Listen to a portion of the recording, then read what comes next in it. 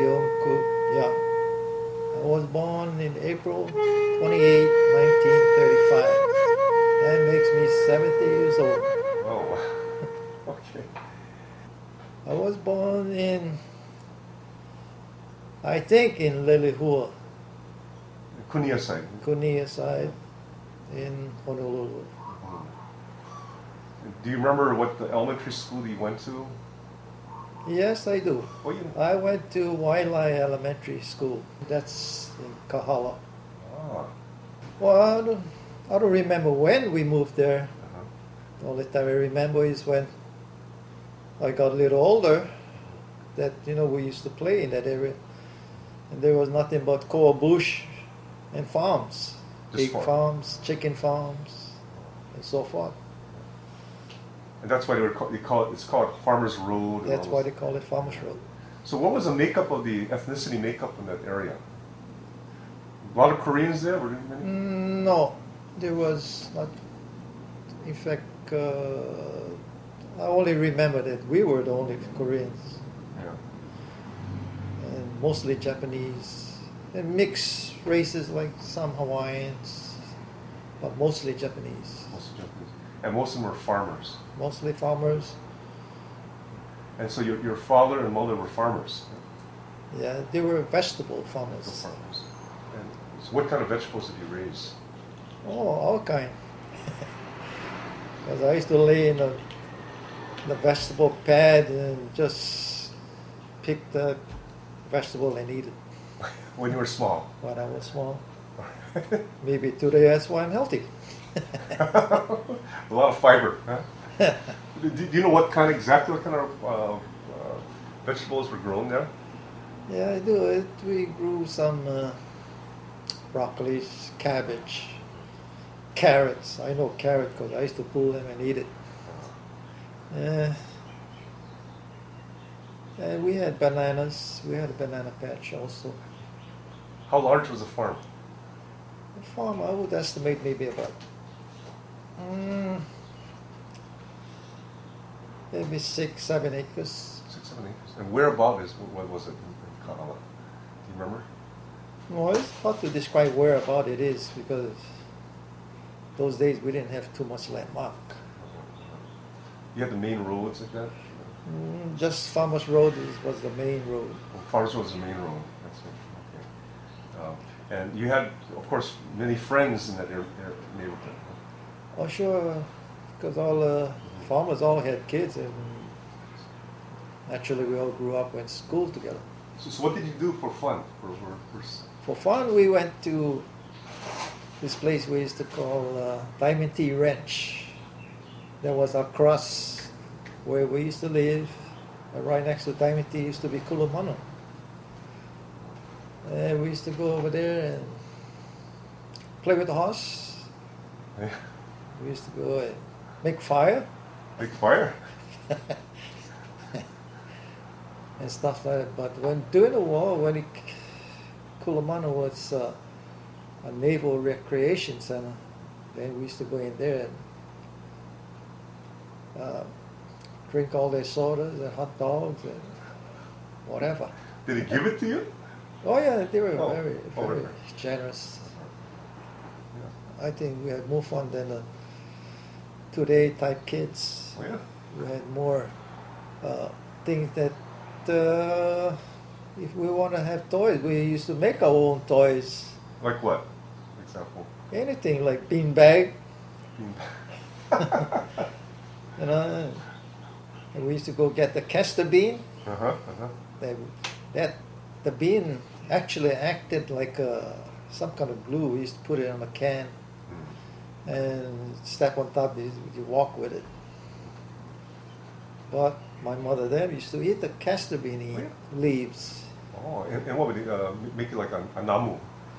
Yeah, what they did was take the young castor bean leaves and they parboil it. Was your mother a good cook? Oh yeah. Oh, yeah. What kind of foods did she make? Well, I can't describe what kind of food because I ate it all. Like what? Do you remember what, for example? Well, she made her own kimchi, of course. Yeah, of course. well, kimchi, this mandu, and all that kind of things. My favorite was taigu. Tegu. Oh. I used to come home from school and I used to kind of pull it over the kerosene stove, and I used to eat that with rice and kimchi.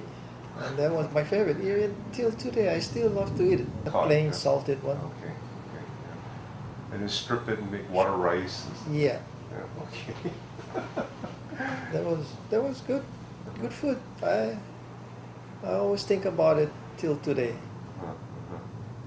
After all these years, I mean, years and years gone by.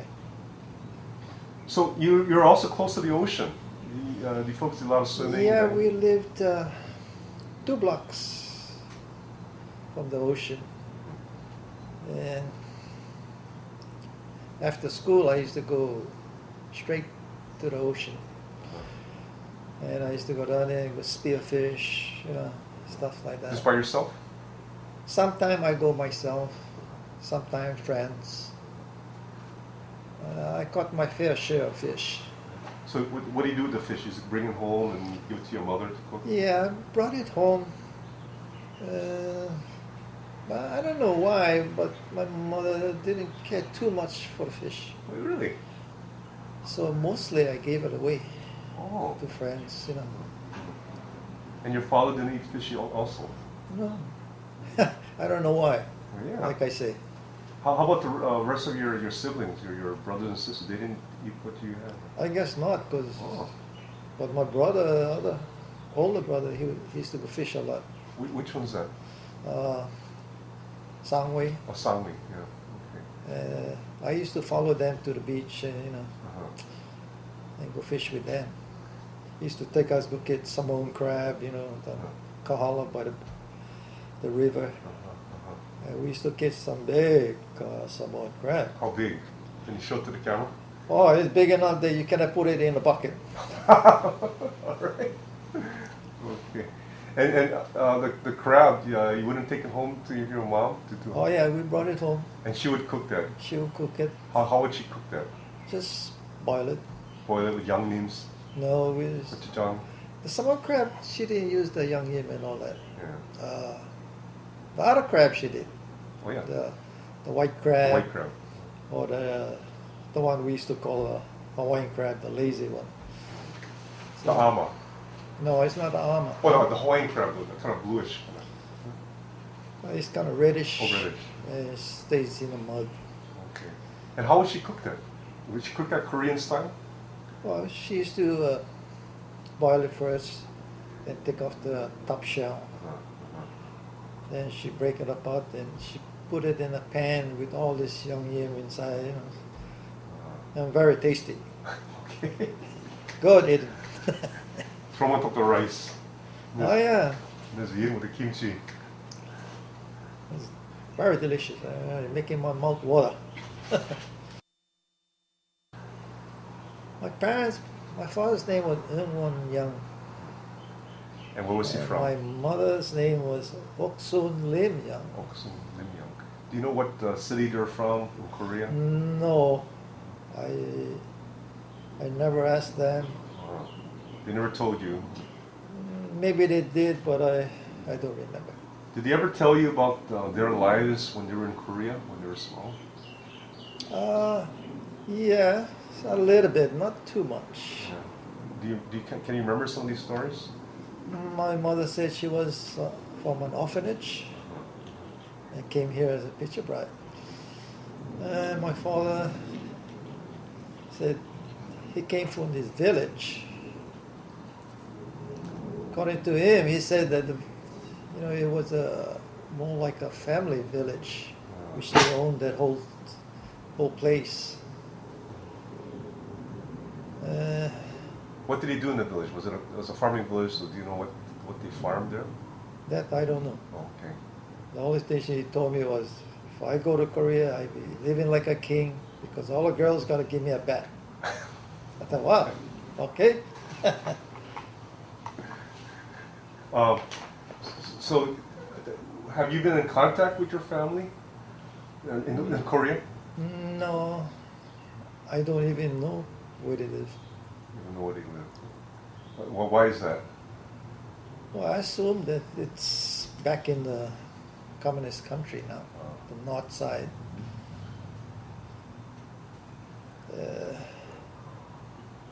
If they're from the north, we kind of have no communications, you know. So that's why we don't know nothing about them. You never been to Korea? No. Never. You have no desire at all to go to Korea? No. Why want to go back to a country like that and go watch all the poor people? You know, the best thing is don't go and look at it. That way you're better off in your frame of mind. In your home life when you were a child and also growing up, did your parents talk about anything about Korea, about what was happening in Korea? Did they talk to you in Korean or? Well, they talked to me in Korean, half and a half, what I could understand, and you know. My father used to describe that where the village they live, they have the whole mountainside is full of gold and stuff like that, and all kind of minerals, whatnot. But like I said, you know, I was too young. I don't even care what's happening. What were your concerns about when you were young? Play. Play. And the Taegu. Do they know the Taegu? Eat Taegu. As long as my tummy was full, I didn't care for anything. How many brothers and sisters do you have? Well, there was 10 in our family. There were 6 boys and 4 girls. But later on, I found out that we had 2 more that had died at a young age. You know, a girl and a boy. And they're younger or older than you? I think they would be older than me. Older than you. So how long did the family stay in Kahala? Well, I stayed there till I was in high school. In high school? About my junior year, I think. Oh. And then from there, did your family move? From there, I went to several different schools. First of all, I was in Kamuki High School. Kamuki High School? Yeah. Then from Kamuki High School, they told me I was, you know, out of district because my mother had moved down to Matlock. Right down here in Makiki. Right. So I had to transfer to McKinley High School. I didn't care too much for McKinley High School. Why? I don't know. Yeah, you know, like all kids, I guess they like certain things. I didn't. Was it too urban for you? No, it was too urban or what. I guess maybe mainly because I didn't have friends. Oh, okay. You know, All your friends were at Kamuki. right. So from there, I decided to go to Wamanalo, stay with my brother, Your brothers? Larry, Yeah, the oldest brother. my oldest brother. And there I had to transfer to Castle High School. Castle. That's in Kaneohe. Kaneohe. That's come a That, long way. well, Kaneohe used to be, I forget the name, but wasn't Castle High School yet. Ben Parker? Ben Parker, right? Yeah. But when I went over there, then they changed it to Castle High School. Is it the same area where it is Same right now? area, the new school, Same buildings? same building, but wasn't fully completed. Now they have the gym, you know, and all that. We didn't have that. So what did you do at the high school? What were your favorite subjects?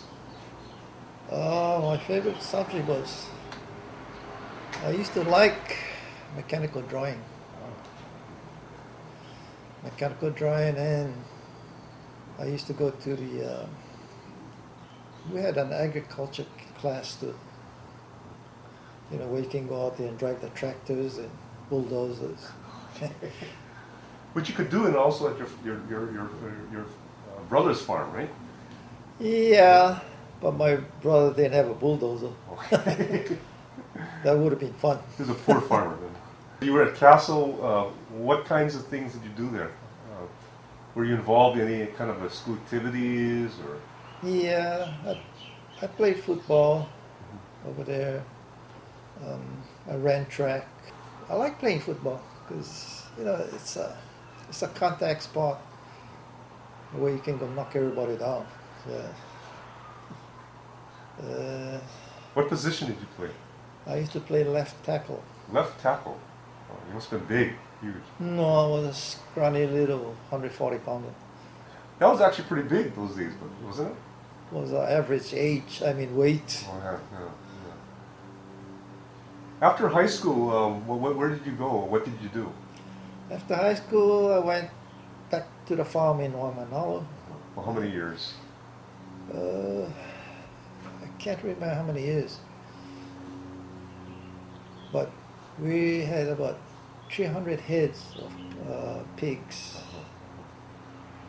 And we used to come in town, pick up all the garbage, and So you're a pig farmer? Pig farmer.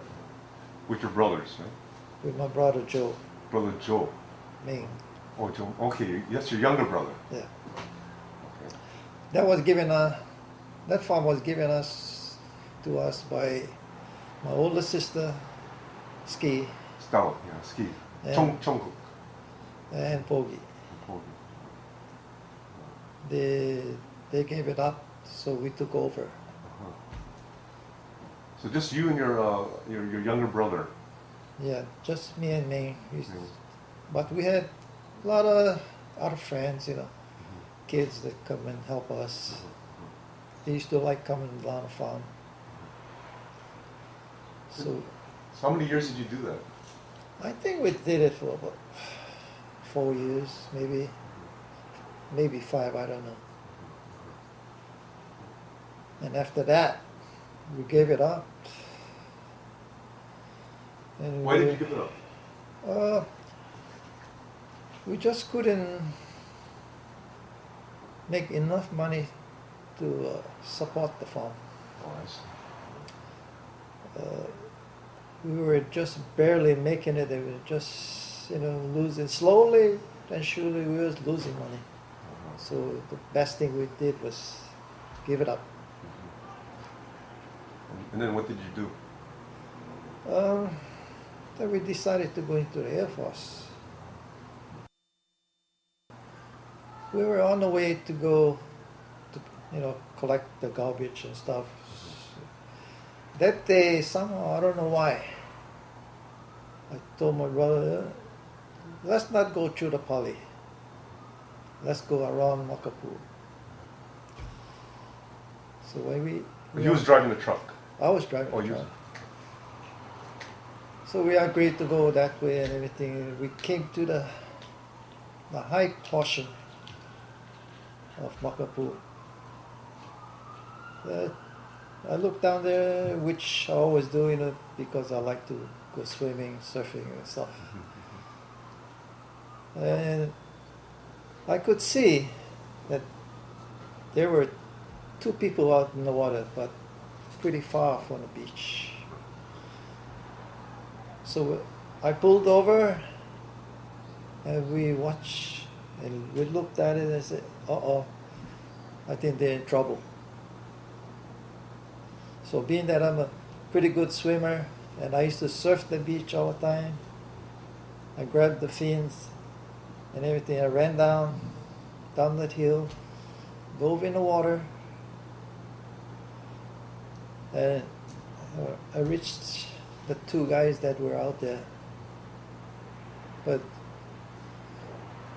when I reached there, the other guy just took off and left me and the other guy out there. I guess he was tired or whatever, So I dragged that guy in close to shore. Then all of a sudden this wave came up.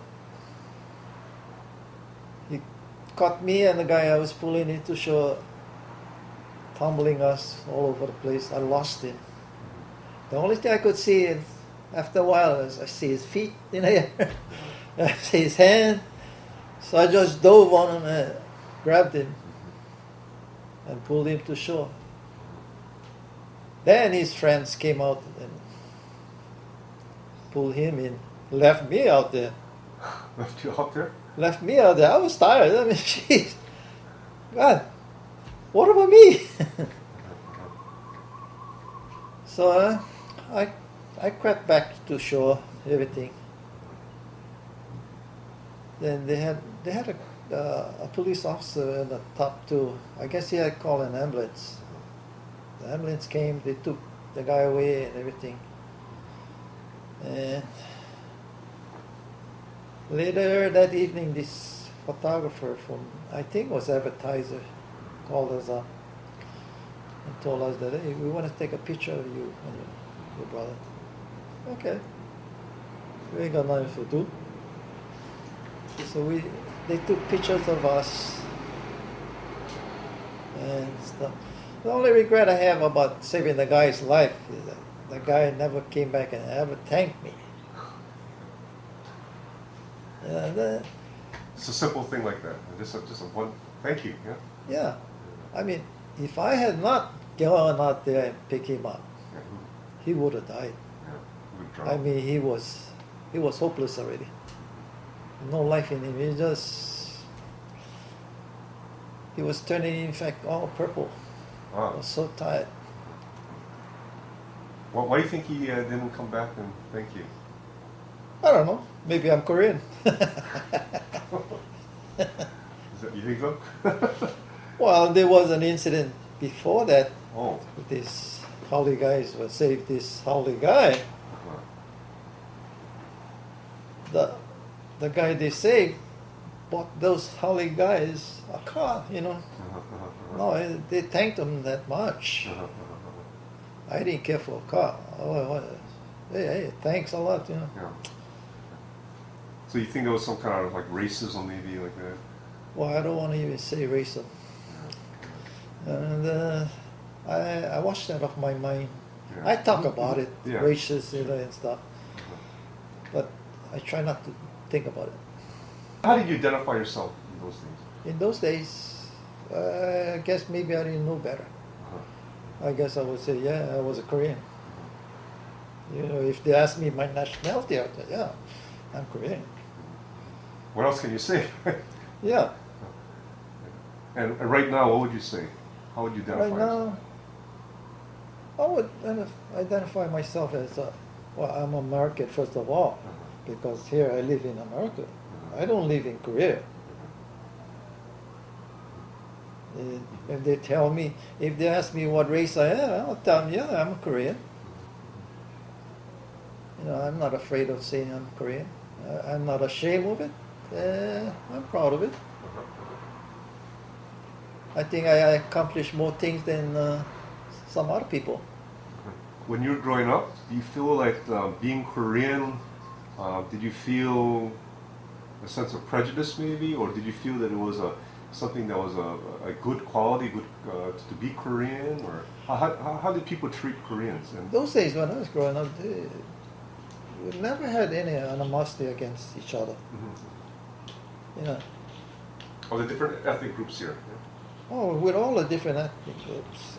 I never played with Koreans. Uh-huh. You know, all I played with Hawaiians, Japanese, you know, and so forth. But Did you play with Hollies? yeah, I used to play with Howleys because 1 block away is all Howleys in Kahala. Okay. Oh, so the Hollies were moving in there already. Well, Oh, what were they there for? they were there already. Oh, they were there already. Okay. And we used to go down there play with them. And we used to play football with them. So did you feel, let's say, maybe not in your neighborhood, but among your friends, but did you feel that, like when you applied for a job, or if you in schools or other places, or just everyday kind of walks of life, did you feel a sense of discrimination, maybe, that the fact that you were Korean, the fact that your parents were immigrants, or whatever reason? No, Yeah. Okay. I didn't feel that way because I never came across it. The only time I came across it, I would think, is when I was in military. 4 After years? Peak Army, we joined the Air Force. You and your brother? Right? Yeah. Well, the incident came about when I had all the time and grade for, rank, Uh-huh. and yet I never got it. So I questioned the NCO. I asked them, how come I didn't get the stripe? And the other guys just came in out of tech school and they got it. Uh-huh. How come? Yeah.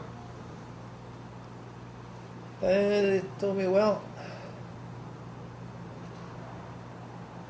I forgot actually what he told me, but he didn't give it to me. So he told me too that I'll give you your stripe, you describe to me how you change a jet engine. I thought that's very simple, because I get very good memory. I told him word for word and everything. Then he came back and told me, you didn't tell me anything about going into the book, technical book. I thought, what for I need that? I just told you everything and what the book says. But matters not, he didn't give me my stripes. They sent me to a lot of school. I went all the way up to warrant officer. Still didn't get my stripes. But I had an officer come and approach me and told me, would you like to go to OCS? OCS is Officers Candidate School. Being that I got all hot under the collar already for not getting my stripe, I told him, no, I'm getting out. So that's my career at the Air Force. Where were you stationed? I was stationed at Biggs Air Force Base in El Paso, Texas. I was in the 97 bomb wing. So you're like a mechanic? I was a jet aircraft mechanic. How many years in the Air Force were you in? Oh, I stayed in very short. I stayed 2.5. 2.5 years. And after that, you got honorable discharge. I got an honorable discharge. And then what did you do after that? I came back home and I went to apprentice school for 4 years. We built all these reef towers, the reef hotel, all the additions, Waikiki surf hotels, Outrigger Hotel, the east, the west. You built all that? Huh? All that I was part of that. We started from the ground to the finish. That was a construction boom at that time. Yeah? You went to the Air Force when? I went to the Air Force about 1950. And when did you get discharged? 57, 58, somewhere in there. Okay, so you're working at construction in the early 60s then, yeah? Early 60s? The late 50s. Late 50s, early 60s? No, wait a minute. Yeah, the early 60s. And then you would continue to work in the construction? Yeah, I continued. I worked for Cali for about 16 years. I thought that girl that I met was, hey, I think this one is a good girl. I better not let him go. Sorry? I said, I think I better not let this girl okay. go. This is really good. So she was Korean, right? No, not Korean. She was Chinese. What generation Chinese? Was she Chinese from the old country, or she was Chinese from Hawaii? I don't know how many generations. 5 generation? I think that's what she's. Okay. Wow. 5th generation Chinese. And yours, what generation are you? Me. Just 2. Oh, 2. Okay. So if you average it, your kids would be what 4.5 or 3.5? No, my kid would be the third, huh? I'm sorry? My kids would be third. Third Korean Americans, and then also 6 Chinese generation. Wow. Goes back a long ways. You add them all together, huh? Ah. So how many children did you have? I have 4 kids. Boy, girl, girl, and boy.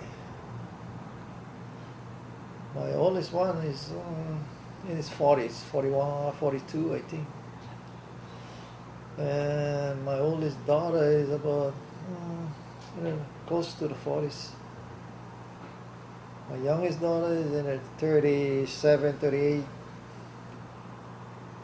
Then my youngest boy, the mistake, What's that? he just made, what, 30?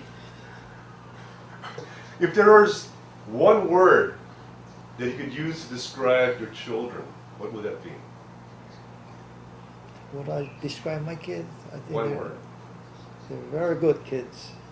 Very, very good kids. That's 3 words. Yeah.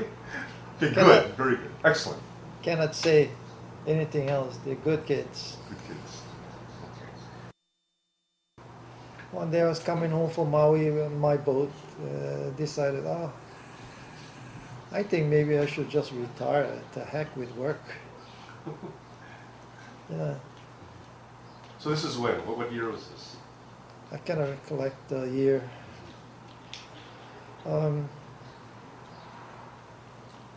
reason I quit mostly is because the bosses.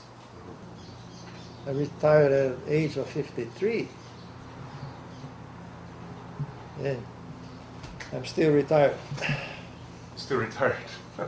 Don't want to go back. My life with boating and fishing is, as a young boy, I used to love to go fishing. I never went into boating until a friend of mine took me to go deep sea fishing. And we caught about 4 or 5 mai. And I guess from there on I was hooked in deep sea fishing. And I decided, I want to get a boat of my own. So I went out pricing boats. I bought some smaller boats. Wasn't to my liking. I think I need to upgrade more and go to something bigger. Then it came to a point where I was shopping around and pricing boats. And wow, the boat expense. I mean, it costs so much money. Then I thought to myself, what if I build a boat myself?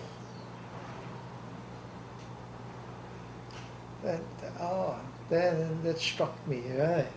Why not? I'm learning something. Yeah. So I went out, talked to boat builders, and the only boat builder that wanted to talk to me was this guy, Teru Funai. So he told me, okay, you got to get $10,000 to start. I already had a boat about 24 feet.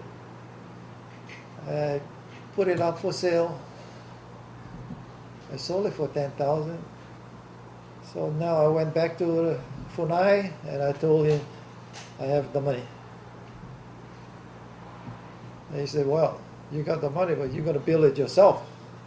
I thought, what? Yeah, okay, but you got to have to guide me. Which he agreed. And that's how I started out building a boat from the start. Built a 38-foot Hawai sampan. And, there was a lot of times where, how the heck you do certain job, on this boat. I used to sit over there just think, and here comes Mr. Funai. What's wrong with you? oh, how do you do this? But come here, I'll show you. So he showed me. Oh, is that it? It's easy. So that's how I really continued in building the boat. So, finished the boat and everything, and later on, somebody wanted to buy the boat, so I sold it. I told him, if I sell a boat, I want to build another one. So I went into fiberglass boat, which I have that boat today, which is called a Saknaf. Sekna. Why is it called Sekna? It's called Saknaf because if you spell it backward, it comes out to my wife's name, Frances. And so I continued building that boat. Although I hired a part-timer boat builder to do some of the work because I was still working on my full-time job. When that boat was completed, we took it down, put it in water, everything.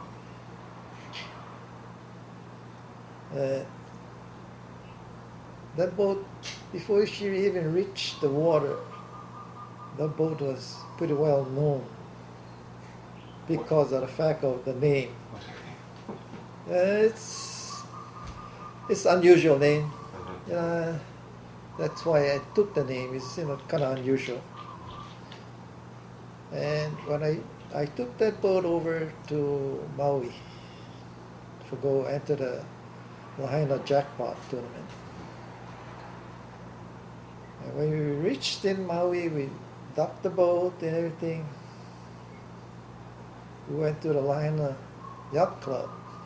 When we reached the Lahaina Yacht Club, the people all knew the boat name and who owned it already. I didn't even go there. It was my first time there. Well, my fondest memory is that 2004 we won the Lahaina jackpot tournament. We caught a 355-pound marlin. And in the second year of the whole Alea tournament, I won that tournament also with a 205-pound ihi. So, as far as my accomplishment, it's my biggest thing I did,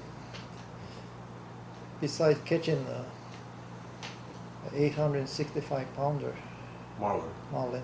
Wow. So how much fish ton did you make from that? Now we cut it up and gave it away. I consider myself more American because I live in America. If you're gonna live in America or whatever country you live in, you gotta think that you're that. So I consider myself American first and Korean second. Do you have any kind of ideas or feelings about what's happening in Korea or what has happened in Korea and so on like that?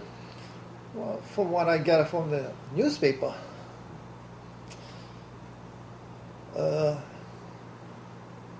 it's the same thing like every nation. You gotta have a dictator to tell you what to do.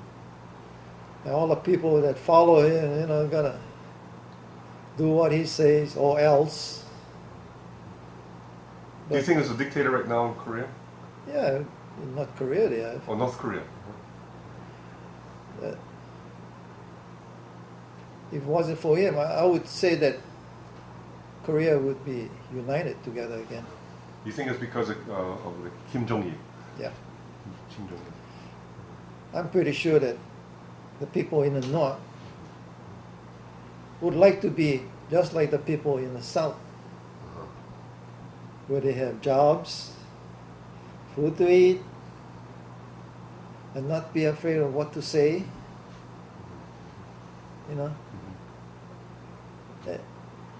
And when you start treating people like dirt, oh God, you better watch out because they're going to come after you. as a possibility maybe, you had someone from, let's say, your father's village were able to come to Hawaii. Would you welcome that person as your kin, as your relative? How would you feel about that? Yes, I would welcome him as a kin. I mean, why not? He's related to me. If you can prove that he is, you know, and I would extend everything that I have. As a family member. Yeah. Because you probably have cousins, right? Cousins and... I probably have cousins, but I don't know them. Maybe grand-cousins and stuff like that. Yeah. I don't know them, never seen them. So, you know, when sometimes when you feel, like, for example, in soccer, you know, when you have, like, the Korean soccer team playing against the United States like that, what side would you choose? Would you choose the American side? Well, I'm not into soccer. Well, let's say But if I was into soccer, Uh-huh. you know, I would choose the American side because here I am living in America. But if the American team plays dirty, I would say, goddamn American team. Yeah, they play dirty. Eh? This Korean guy is not playing dirty. Then I would side for the Korean. Do you watch any of those Korean drama, TV dramas? No. And why is that? First of all, I don't like subtitles. In fact, I watched it one time. I read the subtitle already. The picture has changed and it's going to a different. No, I don't want to read it. I don't want to even see it. I don't find it interesting anyhow. How much Korean do you know? Very little. Very little. But you were able to talk with your parents. Like I said, I can talk to them only what I know and what they know. What they, I can express to them. Even then, whatever they can express to me, I could understand. Yeah. If there's anything Korean in you, what would that be? Oh, I eat kimchi. The food. Mandu, pukogi, The cuisine, the foods. Ah. Is that all? Yeah. That's pretty much all. But the food too is like every food, very limited what you want to eat. So your taste is more what? How would you describe your taste of foods? My taste is mixed. Very mixed. Like mixed plate. Yeah. Exactly. What are your favorite kinds of food? Besides kimchi, I know kimchi is your favorite. No, kimchi is not my favorite. Oh, it's not your favorite. Oh, okay. I eat it. No. You don't have to have it every day. No. You don't have to have it for every meal. Well, kimchi has too much salt, first of all. Also, for health-wise, yeah. I like very different kind of food. Depends on my mood. Some days I like to eat steak, or I want to eat, pork. Or I want to eat lau lau. I want to eat poi. That's why I say it's very mixed. I guess that's also the fact that you were born and raised in Hawaii. Yeah. Born and raised in Hawaii. You've always had. You've lived in other areas in the world. You lived in Texas and places like that, in the states like that. For you, are you comfortable just living in Hawaii? This is always going to be your home. Yeah. Hawaii will be my home until I die. I went over there with a 16-foot boat. It was me, my friend Dave Ventura, and his brother Conrad Ventura, and one dog. A dog? And a dog. A 16-foot boat. We went to Kaulawi. From where? From Oahu? From Maui? No, from Maui. How long ago was that? Oh, that was a long, long time ago. That was while you were married? Before you married? Yeah. In fact, in my younger married years. Oh, younger married years. I went to visit in Maui. I like Maui. personally, you know. So I go to Maui all the time. So I went there with my friend and said, hey, let's go Kaho'olawe. Oh, let's go. I've never been there. So him, his brother Conrad, and a dog, and me, we went to Kaho'olawe. Went over there, and he started looking under the caves. This caves by the seaside. He looks at it. Yeah, there's some over there. I didn't know what they were talking about. What? I said, goat. There's goat under there. Goats. The goat, what are they doing in the ocean? I said, no, they come down, get away from the hot sun. You know, decided under the cave, it's cool. So, tell me, you operate the boat, but you just stay by the shoreline. So both of them dove over, went in, they corralled the goat. You know, they had strings and tie ropes. They tied them all on there. One by one, they just swam out to the boat and put them on the boat. Oh, it smelled like that. We got 16 goats. And 16 goats, you should have seen the water line of the boat. That thing was only about that much before the water comes over. And tell them, what are you going to do with all these goats? Oh no, we take it up country and we put them in a grassy area for about a month or two, and they sell it to the Filipino. And the Filipinos eat that as just like sashimi. Sashimi? Must be tasty, huh? So he said, well, we get $50 a piece. Oh, okay. Did he cut you in? Did he give you some No, he didn't cut me. He never cuts me in. So you guys went over the channel with the water almost that. The channel was okay, you know, when only him, the brother, and the dog and me. Yeah. But when we got 16 goats, with him, the brother, the dog, and me, the water line came down. And in that area got a lot of sharks. Yeah. Did you see sharks? No, I didn't see. There is sharks over there. Lots of them. So you were chancing them. Is that the only time you was at Kaho'olawe? No, I went there one more time. But I went over there and we camped overnight over there. On the islands? On the island. Well, why? Because it's restricted. You know, you cannot go on the island. That's when the Navy used to bomb the island. Yeah. We camped overnight over there and we caught a lot of fish. A lot of fish was so tame. Even in shallow water in a reef. Just about 2-3 inches water, there's lobster in there. Lobster? Yeah, they come out and take some bath or whatever. So you just went there and picked them? You just pick it up. Oh, big ones. Big one. We used to get OP here about 3 inches. Yeah, we used to get big kind of OP. What did you do with the lobster OP? You just ate it yourself, or you gave it away, you sold it? It's for us. So you love your seafood. You love OP and all that. Yeah. What else did you catch there? Oh, we caught fish. We caught a lot of fish. What kind of fish? Any kind of papio, ulua, mepachi. Yeah. Well, we lost all the lures that we took over. We lost every one of them. How come? It was too big, huh, the fish. The fish was too big. Cut the line. Oh. I mean, I don't understand that. Aren't you trying to catch the biggest fish?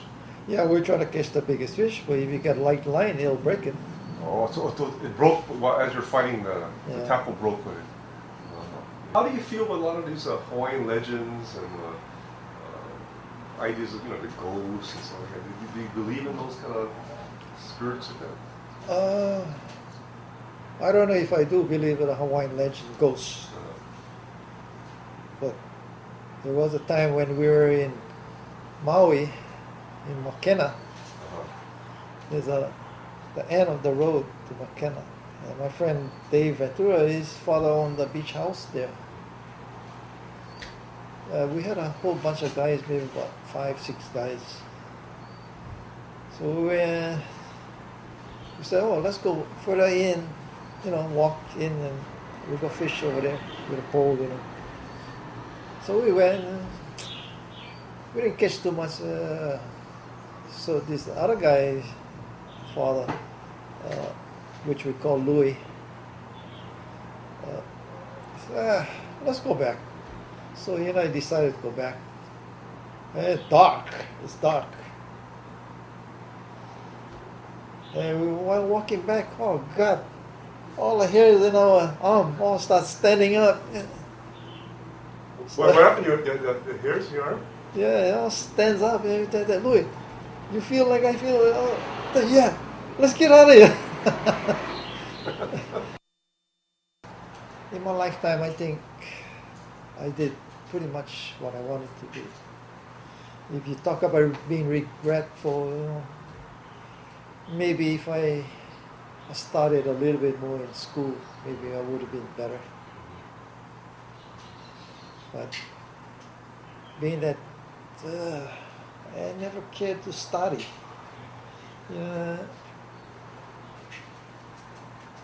I would think that maybe if our parents were more